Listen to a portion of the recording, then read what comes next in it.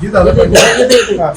गेले 3 दिवस झाले अंजनगाव खेलोबाचे इथं छत्रपती शिवाजी महाराजांचा अश्रू पुतळा बसवण्याच्या जागेवरून एक वाद निर्माण झाला होता. देवस्थान आणि गावकरी असा तो वाद निर्माण झाला होता.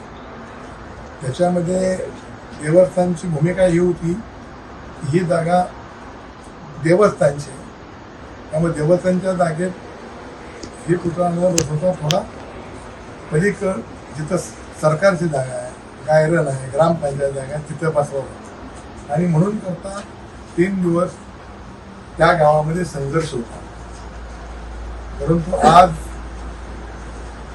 आमच्या जिल्ह्याचे पालकमंत्री दयाभाऊ गोरे साहेब, या विभागाचे IG फुलारे साहेब, नूतन इथले जिल्हाधिकारी नवीन आलेले कार्तिकी साहेब आणि आपल्या जिल्ह्याचे SP साहेब सन्माननीय कुलकर्णी साहेब यांच्या समेत मराठा समाजाच्या काही गावातल्या ग्रामस्थांची बैठक झाली.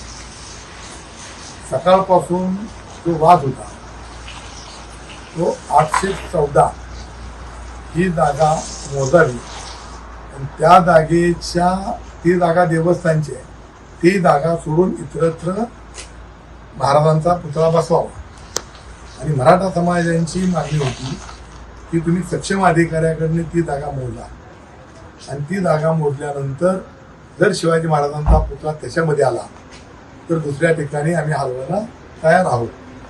त्याप्रमाणे आज शासनाच्या वरिष्ठ भूमी अभिलेखांच्या अधिकाऱ्यांनी ती जागा मोजली.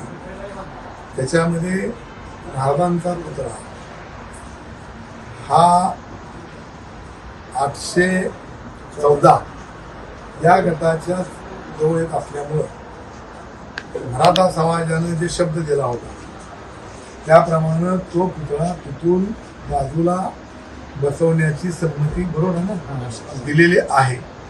परंतु आता ते कुठं बसवायचं या संदर्भामध्ये शेवटी शिवाजी महाराजांचा पुतळा बसवत असताना तो देखण्या जागी सगळ्यांना दिसला पाहिजे आहे, सगळ्यांना त्यांच्यापुढे नतमस्तक झालं पाहिजे आहे, अशी जागा निवडावी अशी आमच्या ह्या सगळ्या ग्रामस्थांची मागणी होती. त्याप्रमाणे पालकमंत्र्यांनी अशा सूचना दिल्या की उद्या जिल्हाधिकारी साहेब, जिल्ह्याचे SP साहेब आणि मी स्वतः यांच्याबरोबर जाणार आम्ही तिथं आणि गावकऱ्यांच्या संमतीनं मग ती शासनाची जागा असो, वेगवेगळ्या विभागाची जागा असो, जी जागा गावकऱ्यांना आणि SPंना आणि कलेक्टर साहेबांना मान्य होईल बरोबर ना, त्या ठिकाणी हा पुतळा बसवायचा आहे. आणि त्या पुतळा नुसता बसवायचा नाही तर त्याला सुशोभित करण्यासाठी पालकमंत्र्यांनी 1 कोटी रुपये उद्याच्या उद्या मंजूर करण्याचं आश्वासन या सगळ्या मराठा समाजाच्या मंदिरात दिलं आहे. त्याबद्दल मी त्यांचं स्वागत करतो आणि मराठा समाजाच्या माझ्या सगळ्या कार्यकर्त्यांचे मी तर अभिनंदन करतो की तिने ह्यातून मार्ग काढला, त्याबद्दल धन्यवाद.